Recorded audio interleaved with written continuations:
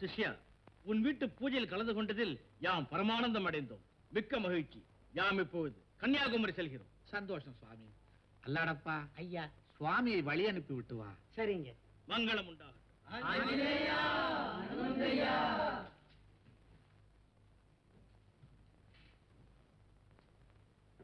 ராமச்சந்திரமூர்த்தி, என் அப்பன் ஆஞ்சநேயனுக்கு அவன் நினைத்த போதெல்லாம் காட்சி கொடுப்பாயாமே, அந்த தொண்டனுக்கும் தொண்டன் நான். எனக்கு ஒரு முறை காட்சி கொடுக்க கூடாதா? ராம ராம ராம ராம ராம ராம ராம ராம ராம ராம ராம ராம ராம ராம ராம.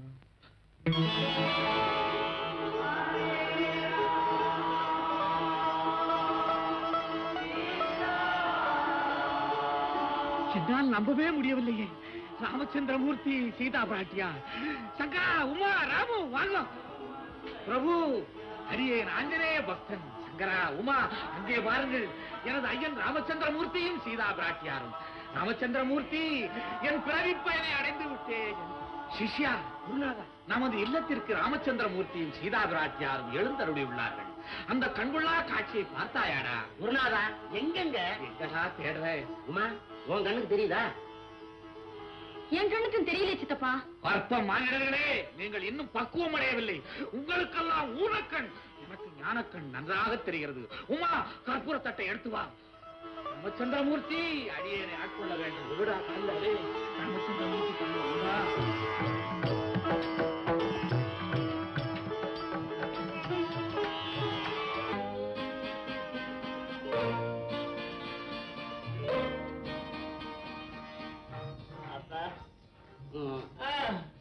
முகூர்த்தத்துக்கு நாள் பாருங்க. இந்தாங்க ஜாதகம். நோட்டு ரொம்ப நல்லா இருக்கு. எங்க வாங்கினேன்? ஸ்கூல்ல திருடிக்கிட்டு வந்தேன்.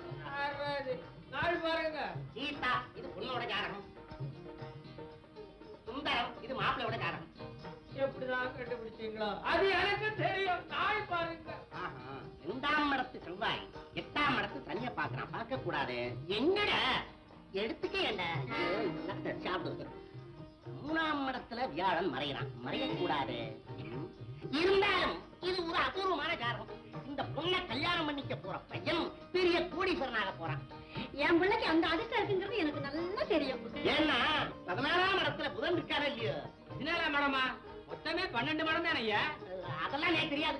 12ஆம் இடத்துல இருக்க வேண்டிய புதன் 2 மடம் தாண்டி இருக்கிறான். என்ன அர்த்தம்? புதன் அடிக்கடி தண்ணி போடுவோம், அதான் தாண்டான்னு அர்த்தம். மாமா, தண்ணி போடுறதா என்ன மாமா? நாளைக்கு சொல்லி தரேன். போட, அவர்கிட்ட போய் கத்துக்கோ. தேதி, கல்யாண தேதி எப்போ? அவசரப்படாதே, பொறுங்க. ஏம்மா, இவர் உங்களுக்கு பிள்ளையா? ஆமா, எனக்கு ஒரே புள்ளதான். ஐயோ பாவம், எப்படி? சரி விடு, நமக்கு என்ன? என்ன எதையும் மறைக்கிறீங்களே, விஷயத்தை சொல்லுங்க. வேண்டாமா, ஒரு கல்யாணத்தை நிறுத்தின பாவம் நேற்று வந்து சேர வேண்டாம். அப்படின்னா என்ன சொல்றீங்க? இந்த ஜாதக பொருத்தம் பார்த்தது யார்? எங்க ஊர் ஐயரு. இந்த காலத்துல சின்னஞ்சிறுசுகள்லாம் பார்க்க ஆரம்பிச்சு கொடுத்து. வேற ஒண்ணும் இல்ல, இந்த கல்யாணம் நடந்தா மாப்பிளைக்கு ஒரு சின்ன இடைஞ்சல். என்ன இடைஞ்சல்? 4 கண்டம் வந்து சேருது. அப்படி என்ன கண்டம்? 1 rail accident, 2 plane accident, 3 bus accident. இந்த 4வது கண்டம் இருக்கு, அதான் ரொம்ப அசிங்கமான கண்டம். நாய் கடிச்சு 40 ஊசி போடணும். அப்படியே 4 கண்டத்திலையும் தப்பிச்சுட்டா 4 பேரா சேர்ந்து அவனை ஒரே அடியா அடிச்சு கொண்டுடுவாங்க. அதேதான். அடே சும்மா ரெண்டா அபிஷ்டு அப்படியே 4 கண்டத்திலையும் தப்பிச்சுட்டா தாய் உயிரோட இருக்க மாட்டான்னு ஜாதகம் சொல்றது. எப்படி? ஐயோ, இந்த சம்பந்தம் நமக்கு வேண்டாம். எதுக்கு வாங்க? அதே இருக்கா பாரு. உட்காருங்க, உட்காருங்க. முடியாத போய் எங்கேயோ போய் ஆக்சிடென்ட் ஆகிற கூட்டம்.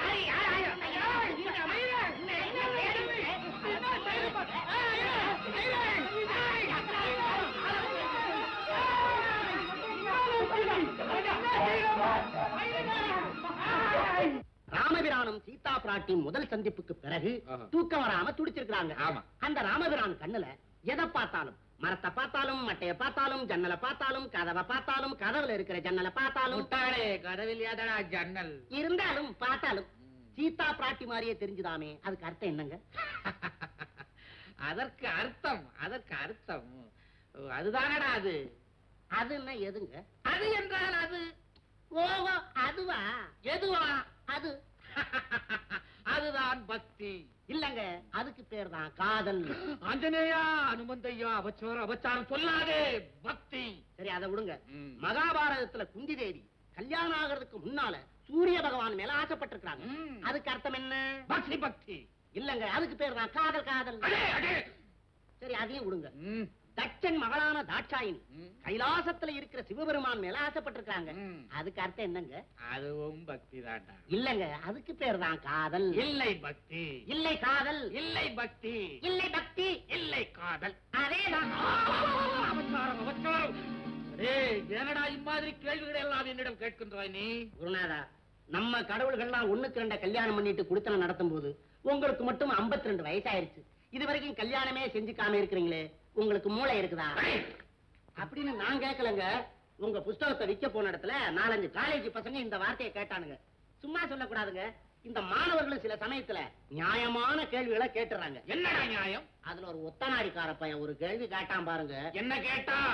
உங்க கடவுள்கள்ல எந்த கடவுளாவது பொம்பளை தயவு இல்லாம இருக்குதா சொல்றாங்கறானே. அடே அறிவிலி, என் சீடனா நீ? உடனே சொல்ல வேண்டியதுதானே விநாயகர் என்று. அந்த கதை விடாதடா. யாரடா? அப்படின்னு என்ன பார்த்து சொல்றாங்க.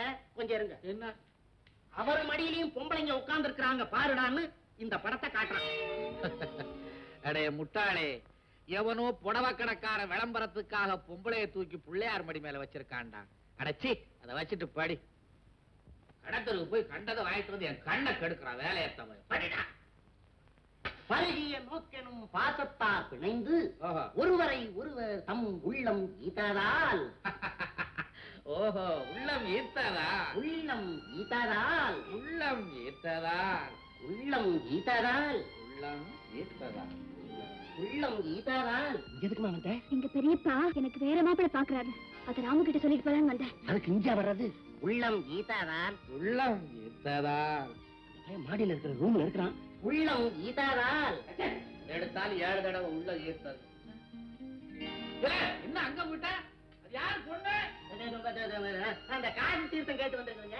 வயசு பொண்ணுக்கெல்லாம் காசு தீர்த்தம் இல்லைன்னு சொல்லி அனுப்பு. போமா போமா, கார்பரேஷன் பைப்ல ஒரு குடம் பிடிச்சிட்டு போய் இதுதான் காசு தீர்த்தம்னு சொல்லு போகோ. மாமூலா சந்திக்கிற இடத்துக்கு அவனை அனுப்பிச்சு வைக்கிறேன். நீ அங்க போய் காத்துக்கிட்டு போ. மறுபடியும் அங்க வேணா பேச்சு. இல்லங்க, மணி 11 ஆயிடுச்சு. கார்பரேஷன் பைப்ல தண்ணி வராதுன்னு சொல்லுச்சு. 4 மணிக்கு வருமா 4-5 குடம் பிடிச்சுக்கண்ணே. எப்படிங்க? இப்ப அதையெல்லாம் நம்பி டயத்தை சொல்லாத. படி. ராமா ராமா. ஏன்டா பக்கத்து வீட்டுக்காரங்க கூப்பிடுற மாதிரி ராவா ராவான்ற முள்ளப்படி. ராமா ராமா. ஏன்டா பழையபடி கத்துற? இப்ப நான் கத்தலங்க, கதையில ஜடாய் கத்துறான். மிதுன காட்சியில ஏதுரா ஜடாயு. இந்த மாதிரி படலம் மாறி பயல்களை எல்லாம் என்ன செய்யறது? அனுமான் மாதிரி தாண்டியே படலை விட்டு படலாம். இப்பதாங்க ஞாபகம் வருது. அனுமார் கடல் தாவும் படலம் அடுத்து வருது. அதுக்கு முன்னால ஜடாய் உயிர் நீக்கும் படலம் படிக்கிறேன். நேற்றுக்கு அங்கதானுங்க விட்டான். அடிடா. ராமா ராமா ராமா, உன் சீதா பிராட்டி அசோக் நகரிலே காத்துக் கொண்டிருக்கிறாள். ஓ, ஓ. அடே அடே, என்னடா படிக்கின்றாய்? அசோக் நகர் அல்ல, அசோகவனம்.